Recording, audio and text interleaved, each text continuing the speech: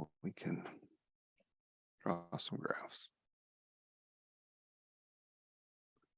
So what I'm going to do is I'm going to provide an overview, and then that will likely generate some questions, Jasmine. Okay. So let me. I'll be able to be on until like 7:10. Pardon me? I said I'll be jumping off at 7:10. Okay. Yep. No worries. So let me do an overview. So what we're talking about in chapter 9 is the notion of general equilibrium in the economy. What does that mean? That means equilibrium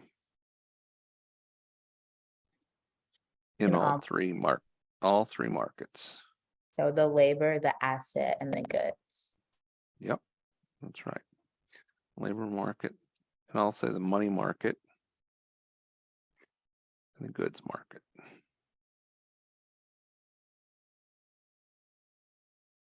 All at once, all at the same time.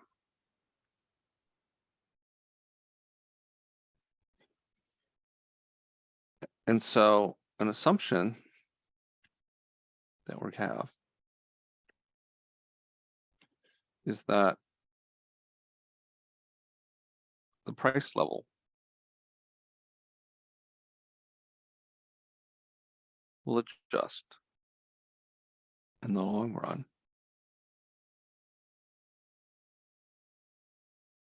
to bring the economy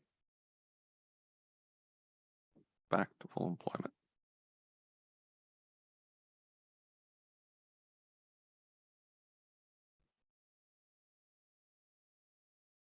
Okay, the price, whoops.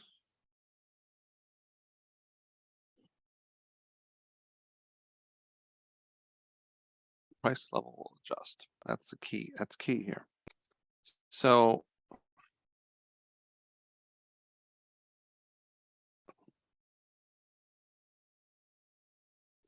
there are a number of things. Why is my doing this? The long run. So in the short run,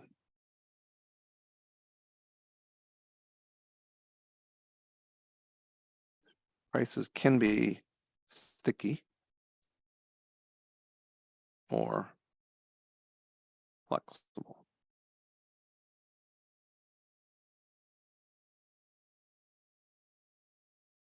But most likely sticky, right? It means they don't adjust quickly. They're stuck, they're sticky.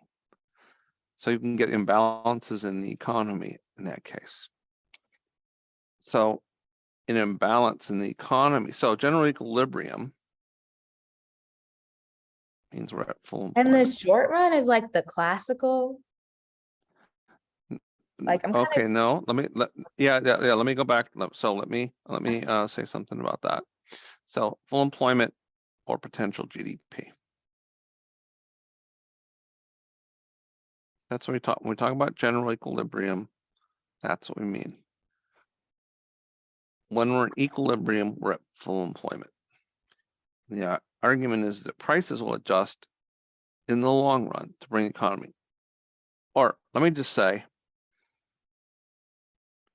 eventually. So the question is, how long does it take? How long? That's the question. What does that mean? Right? So if prices are flexible, P is flexible, that's the classical model. Prices adjust quickly. So there's an increase in demand for goods and services and the price adjusts, or a decrease in demand and prices adjust, right? If prices are sticky, that's the Keynesian model. And we can see we can look at an example of what this means, right? In the Keynesian model,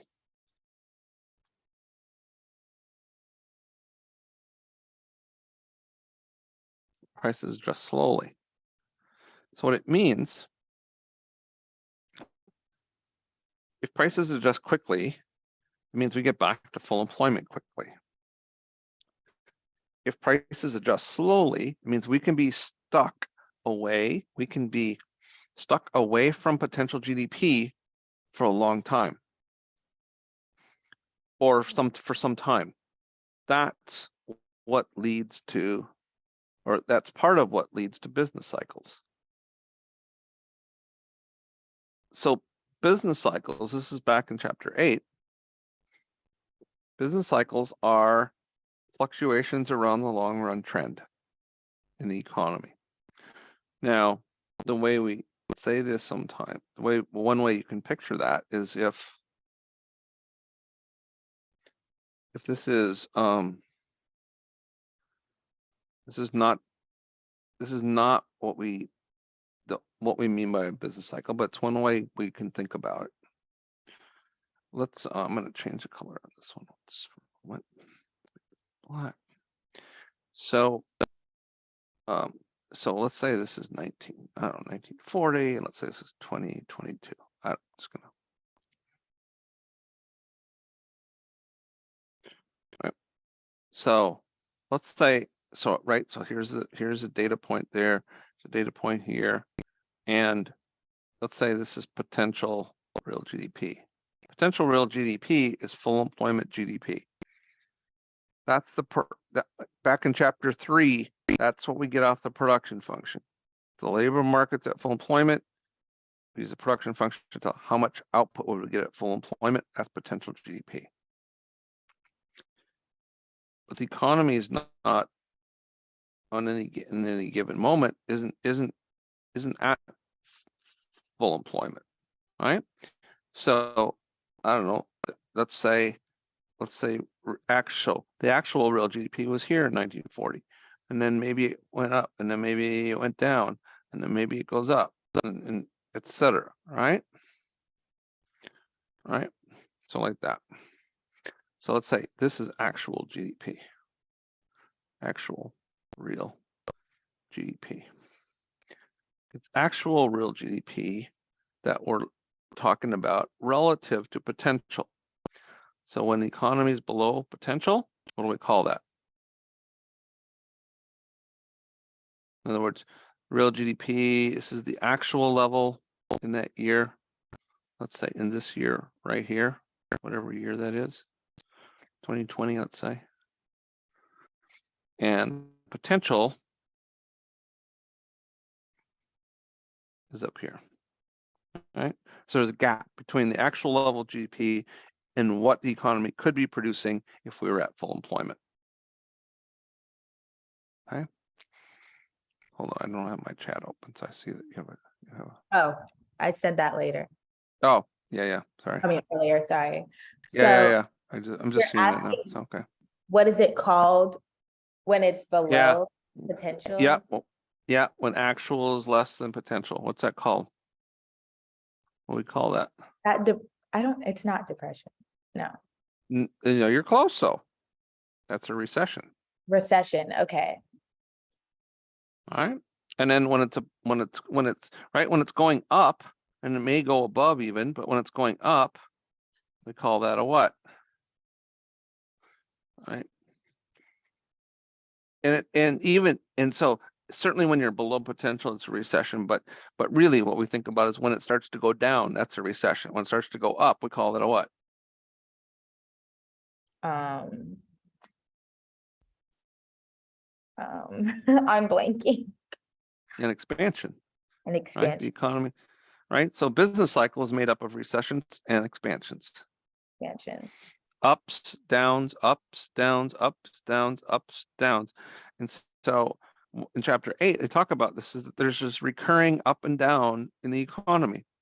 So if you're in recession, it probably is going to end up going back to, full employment. We have some expansion, but then eventually the expansion ends and we may go into a recession, right? But all the time, you're still on this upward trend, right? Right. This is the long run growth. This is what's the potential. This is the stuff we looked at back in chapter 6. What determines capital, technology, A, K, the labor supply, all right, population growth, all that. But day to day, right, the economy is fluctuating around that. So the question right now, are we in a recession or not? Well, no, they haven't decided, so far, no. There were 2 successive quarters of decline in real GDP earlier this year. So the question was, and that's usually the sign of the start of a recession, but not always. So they haven't, the group that decides this, called the Business Cycle Dating Committee, hasn't said that we're in a recession at this point, right? Because the economy is still strong in terms of employment. Inflation's high, but we haven't had, but we often think about a recession as a time when the unemployment rate goes up. But unemployment rate's at a 50-year low. So it's kind of a mixed bag right now. The economy is actually fairly strong, but slowing down probably, right? Why? Because the Federal Reserve has been raising interest rates to slow the economy down and to reduce the growth rate of that spending in terms of GDP. All right, let's go back. So what we're trying to do in our model in chapter 9 is explain these ups and downs in the economy. So what causes an expansion? What causes a recession? All right. And what can policymakers do if we get in a recession, below potential GDP, declining economy? What can the either the Federal Reserve or the federal government do to bring us back to full employment? That's macro policy. That's fiscal policy and monetary policy. So the Federal Reserve during COVID, we're in a big recession, right? Great recession, well, bigger than the Great Recession of a few years in 2008, 2009. Federal Reserve reduced interest rates down to 0, right? To make things cheap to borrow. The federal government sent out checks, right? COVID checks, right? To do what? So that people spend them and so that it increases consumption, which is part of GDP, pushes up aggregate demand. Right. Like I was saying, but I noticed I was on mute. Like, yeah, they were trying to increase consumer spending by. Right. And consumer spending is part of demand. But like aggregate demand. Isn't them like giving out the COVID checks also like government spending? Yes. So okay. Right. And then that has that's actually no, sorry, take that back. No, government spending is GDP, spending on goods and services, right? So it'd be like building bridges, paying people, building bridges, etc. It was a tax cut. It was a lump sum tax payment, but a negative tax payment. Instead of taking money, they were giving money. Right. Right. So it was a tax cut. Just a temporary one. I mean, a one-shot deal, a lump sum tax cut. So that's what it means. So if it was a tax increase, a lump sum tax increase, they would say, oh, we're taking $100 from you or $1,000 from you, right? In this case, they were giving people $1,000. Right? Okay. Of which the hope is that some portion of that you're going to spend, so consumption increases. Yeah, so actually not a change in G, a change in C. All right, so let's do a little bit more background stuff. So chapter 3. Production function, GDP, employment. The other graph with that employment, the real wage, labor demand, labor supply. Remember we said things we do early in the course, we're gonna do later in the course. Right. You're gonna see them again. This is when it all comes together. So here's full employment in the labor market. Here's the amount of GDP that can be produced at full employment. That is potential GDP. Right? So that leads to the full employment line in the ISLM model, real interest rate and real GDP on the axis. And with the price level on the axis and real GDP, this is the long run aggregate supply curve. So this is potential GDP, potential GDP. It's a marker. It's a marker in the economy. It marks full employment. And so our question is going to be, where is aggregate demand and short run aggregate supply relative to full employment? That's the question. Because that determines where are we in terms relative to potential GDP. So that's chapter 3. That's how that comes into play. Chapter 4, goods market. All right. Real interest rate, investment, saving. So this is desired investment. This is desired saving. All right. That equilibrium. All right. The equilibrium R, an equilibrium amount of investment and saving. So that leads to the what? To the IS curve. How do we get there? So this is R and Y.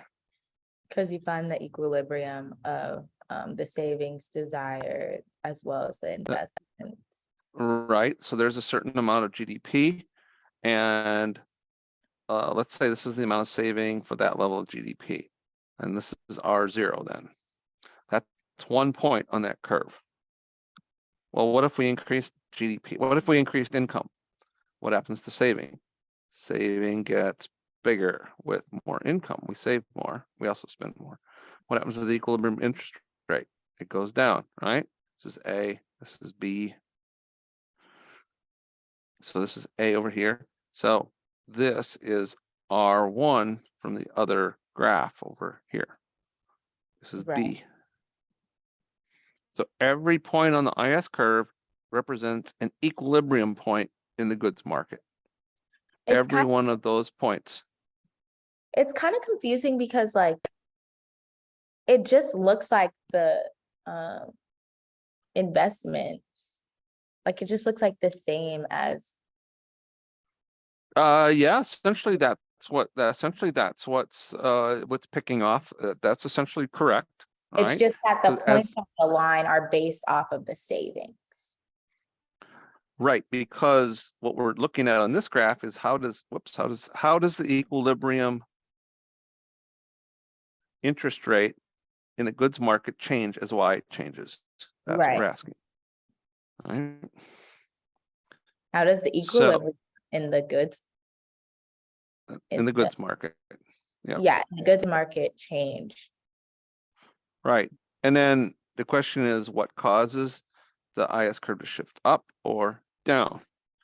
Right. And so anything for a given Y, for a given level of GDP, anything that changes the equilibrium interest rate in the goods market and causes it to go up will cause this to shift to the right. And or down, or sorry, I mean up is what I mean. Sorry, up. So what would do that? Reduce right. it. So an increase in I, for example, right, would increase R for the same level of Y. In other words, along this saving curve, right? So this would be an increase in desired investment. Something else that shifts saving to the right, right? I wrote down that any change in the economy that reduces desired national saving relative to desired investment increases the real interest rate and That's correct. shifts That's the correct. And shifts the IS curve to the right. That is correct. So an increase in I would do that. So would a decrease in S that's caused by people increasing their consumption because maybe they're more confident about the economy. Consumer confidence goes up in the economy. So a decrease Or in the S, stock market goes up and wealth goes up, right? These are all things that cause changes in S, back from chapter 4. so a decrease in S would move the points along the line. No, decrease in S would shift the IS curve, right? So an increase in consumer spending would do that. An increase in government spending would do that, right? An increase in government spending shifts the To the right. national saving curve to the left, Oh, the national right? savings. Increases the budget deficit.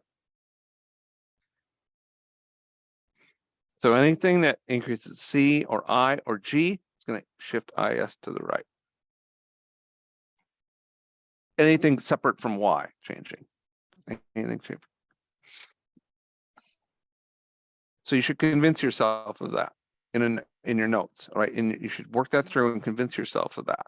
Okay, can you Right. say that one more And time? So I can write it down. It changes it. Anything that increases I or C or G is going to shift the IS curve to the right, up and to the right. I, C, or G. Right. So think about that. GDP, C plus I plus G, right? Back from chapter 2. Oh yeah, it'll shift So it this to is the right. this is spending. So all those things, any of those things increasing are going to increase GDP. It increases demand. We'll get to that in a moment. So let me finish this part off in chapter 7. The money market.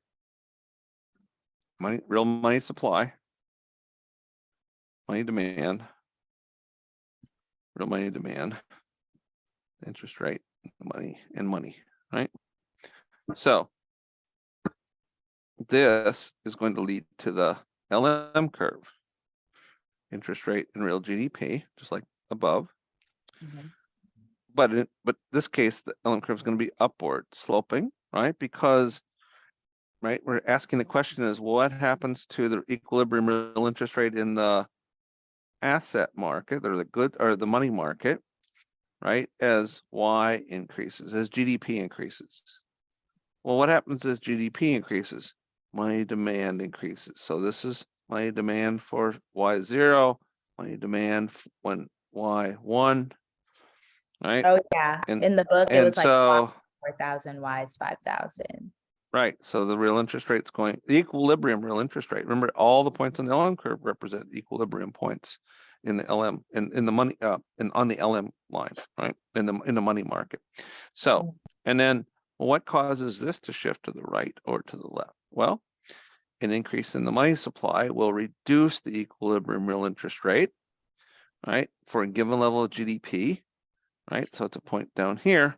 And so shifts to the right are caused by an increase in the money supply. Well, that's the Federal Reserve carrying out monetary policy.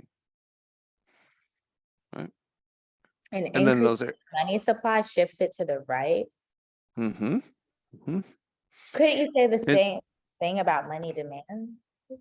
yeah, but we're not well, yeah, if there was money demand isn't going to move around a lot except for GDP. That's one of the things we learned in chapter 7.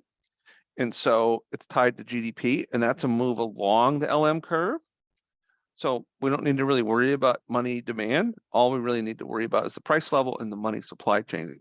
If the price level, so what would cause this line? So if the money supply increases, and we keep the price level the same, that's going to shift this real money supply to the right. It's going to reduce the equilibrium real interest rate.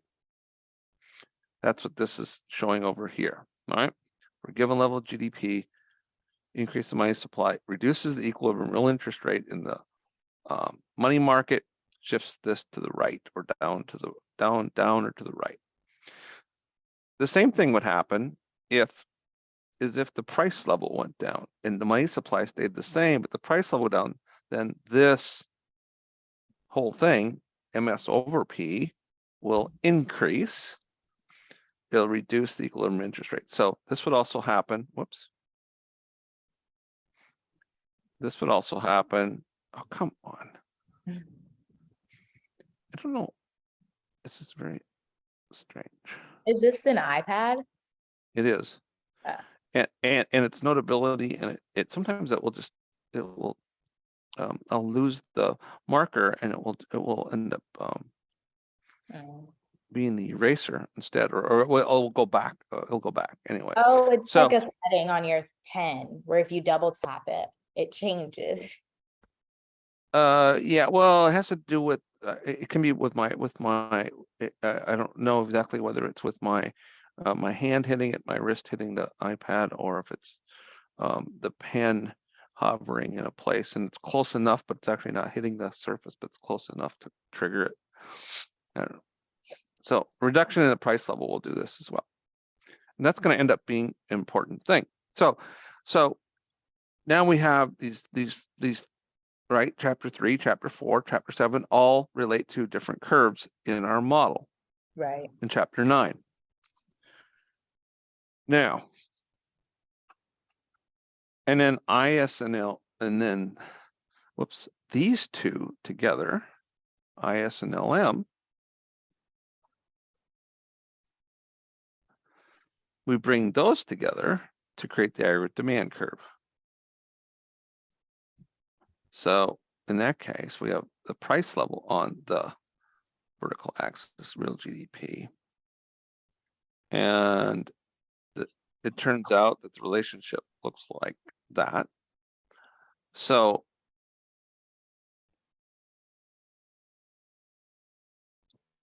the question here is, okay, so if the price level changes, what happens? The price, and the only place the price level is in the Short one. asset market, the money market. So there's a certain level of GDP associated with this level of GDP. And now we have IS and LM together, the real interest rate, real GDP. If the price level goes down, what we set up here is that the LM curve shifts to the right. And so that generates equilibrium at a higher level of GDP because the real interest rate goes down. And so this is the Y1 over here. So shifts in the LM, changes in the price level cause shifts in the LM, which cause a change in equilibrium in the goods and asset market. And so now those are two different points in the aggregate demand curve. Right, so change in the price level moves you along. A shift in anything else in terms of IS or LM will shift aggregate demand to the right or to the left. So the easy part, the way to think about this is anything that causes C or I or G to increase is going to shift aggregate demand to the right. For a given price level, there's more Y demanded, right? And or to the left as if those go down. Right. And that's because so curve. That's the IS and LM together. So the aggregate demand curve is the IS and LM curve together. Right. And then we can put that, and now we can put the whole thing in there. We can look at it two different ways. We can do IS, LM, and I am looking at the time here. So let's finish this up because you said you needed to leave. So there's the long run average supply curve. Here is the full employment line. Here's aggregate demand. And then we have short run average supply. This is horizontal line measuring the price level. If the price level is sticky, then that's not changing. Right. So shifts in aggregate demand, let's say shifts in aggregate demand, a decline in aggregate demand causes what? If we start here in general equilibrium, causes, this is potential GDP, causes actual GDP to go below potential. Right, this point right here. Okay. What happens what do we call that when actual is below potential? To go back to where we started, that's a recession. So a reduction in aggregate demand, a reduction in spending by consumers, or CIG. businesses, or government spending, right? Can cause a recession. Mhm. So now the question is, how do we get back to full employment? So it depends. If prices are flexible, right now this is the demand, here's the supply, right? Full employment. There's not enough demand to take everything to take everything off the market at full employment. There's a surplus. The prices are going to go down. And when do they stop going down? When we're back at potential GDP. The question is, how long does this take? If it's the classical model, that happens quickly. No policy needed. Government doesn't need to do anything. Federal Reserve doesn't need to do anything. If you're a Keynesian, you say, oh, we could be stuck here at B for a long time. Right. In other words, we could be in a recession for a long time. When did Keynes write? He was writing back, and he's writing about the situation during the Great Depression, a decade-long period in the 30s, 1930s, when the economy was in really bad shape. We were in a really bad recession, a depression, for a decade. Unemployment rates went up to 25%. It was bad. And so prices were not adjusting quickly because in fact, this is what brought about Keynesian economics. So he said, well, we rethink this. We say, what we got to do, if we want to get back to full employment, instead of waiting for prices to go down, going from B to C, because that's not happening. Like that wasn't happening in the economy. We weren't going back to full employment. We had a severe recession. Said, what we got to do is we got to push aggregate demand back. How can you do that? Increasing. Well, you got to increase those, right? Somehow. Well, come on. Right? You got to increase those somehow. So you could increase government spending. That's the Works Progress Administration. That's the New Deal. That's when Hoover Dam was built. That's when the interstate system was built, etc. It was very intentional. Or you can reduce taxes. If you reduce taxes, what happens? You increase consumer spending. That increases aggregate demand. So, or these days, right? You can also, that's fiscal policy, using spending and taxes. Or the Federal Reserve can do what? Reduce the interest rate. Reduce the interest rate, yeah, which would make And if more. that either makes I go up or C go up or both. Right? It's cheaper to borrow money for cars, homes, etc. Cheaper for firms to borrow money for new investment and new capital. Right? That's monetary policy. So what's happening? What's happening over here? And we'll just finish this off. I know you got to go. So what's happening over here in terms of the other graph? Well, if something happened to reduce aggregate demand, it could be, for example, because the IS curve shifted to the left. Shifted to the left. Or it also could be because the LM curve shifted to the left. It could be, which would mean that the Federal Reserve reduced the money supply in that case. But let's assume it's on to go along with our story over here. Let's say it's this. So that could be what? That could be a reduction in consumption, reduction in government spending, or a reduction in investment. Right. And back in the goods market. And that is going to reduce the equilibrium real interest rate. Right? So a shift to the left of desired investment in the goods market is going to reduce the interest rate. A shift to the right of saving, to go back to your relative saving and investment, All right, the Mhm. shift to the right of savings is going to reduce, it means either a reduction in consumption or a reduction in government spending, all right? So that's like B and the other, oh, come on. Oops, no. Come on. Okay, I lost my thing here. Sorry. So this is potential. This is the actual level, right? Like over on the right-hand graph. This is like B in the right-hand graph. This is Right. the same B. So what do you have to, so if the price level went down, what would happen? The LM curve would shift to the right. Right? So that would get us back to C. That would get us to C. But the question is that how long is that going to take for our prices to go down, price level to go down? Well, if you're a Keynesian, you say, well, we're stuck at B for a long time. So I'm what do? thinking- You either need to use fiscal policy and shift the IS curve back. How do you do that? You increase government spending or you reduce taxes. So that consumption goes up. Oops. Oh, And saving goes down.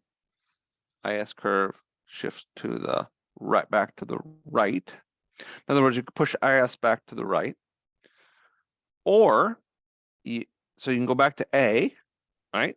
Which is what we did up here.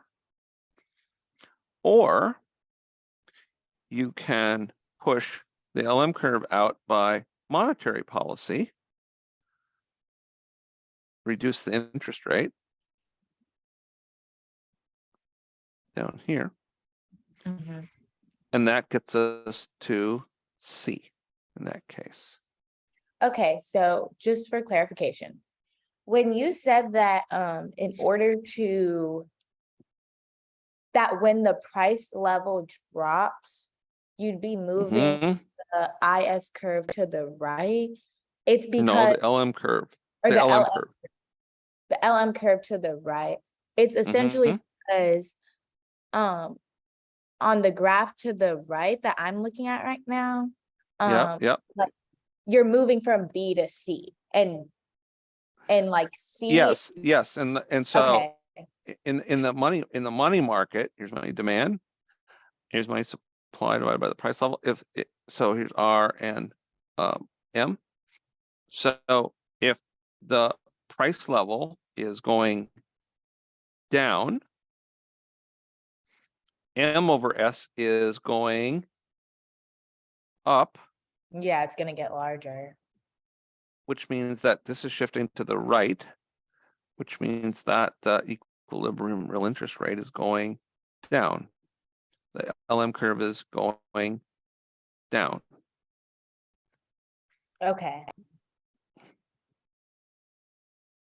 So the idea in the ISLMFE or aggregate demand or supply is that, remember, if something moves us away from full employment, the long run aggregate supply curve or the full employment line, the price level will adjust in the long run to get us back.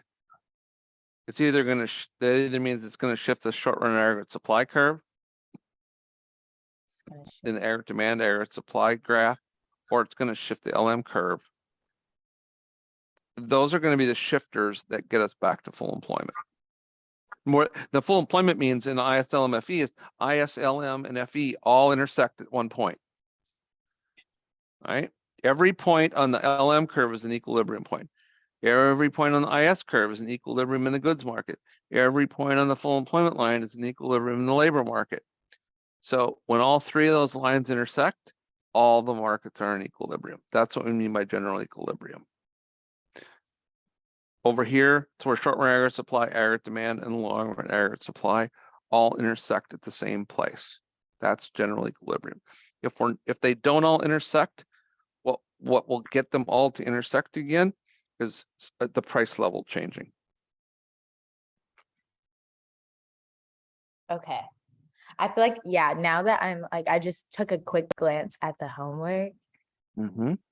Yeah, I can see The how. the homework is all about shifting. Something happens, so it goes back to what I've said since the very beginning of the course, and always do, right? Is that something happens, which market, which curve, which way, and then what happens in the economy, What happens right? when okay. So that's true here with aggregate demand and aggregate supply. It's true in FMLE, FELM and IS model. And then we could look at what happens in each one of the underlying markets. Like in this case, if what started it out, if the shock that started things out. So if you go back to chapter 8, it says business cycles, what economists, the way economists think about this is there's something that shocks the economy away from full employment, from potential GDP. So to go back to this picture back here, we're at full employment. Something comes along to knock us out, to knock us back. COVID, that war in Ukraine, consumer confidence goes down. If I brought up the screen for the Wall Street Journal right now, we'd see that the stock market went up today. Now, why did the stock market go up today? This is a question that these are the things that when you finish this course, you read things, you see things, and it should cause you to say, why did that happen? Right? It's all the election, right? Right. Where's my sticker? There we go. Where's my sticker? All right. I'm glad you So voted. the election is all about the economy. Yeah. And like some people were, Probably unfortunately for the Democrats, but I'm an unaffiliated voter, but so I'm not Republican or Democrat. I'll just say that. I don't normally actually even say that, but the Democrats are going to, I don't know, it's going to be ugly for the Democrats tonight, I think. We'll see. we'll They're going to see. lose the House. They're going to lose the House. They're going to lose the House. Yeah, We'll for see. sure. So, but it's all about the economy. The Yeah. exit polling, when I was hearing on the way home tonight, right, and they just do the exit polling. They don't vote tallies. They we'll find out. Actually, North Carolina in about 8 minutes. They'll probably announce the Senate one. Sherry Beasley and Ted Budd. They'll probably announce that. Polls close at 7:30. And the Green Party guy. Pardon? I said, and the Green Party guy. And the Green Party guy. Yeah. So so we'll probably know that election. My guess is pretty soon. We'll see. That's what happens with the polls were trending Republican there. But anyway, the exit polls that when they ask people, it's about the economy. And if that's the case, that's not going to be good for Democrats. But that's generally the case. Economy is usually tied to elections. So yeah, like the stock. Why did the stock? So what? My question was, why did the stock market go up today?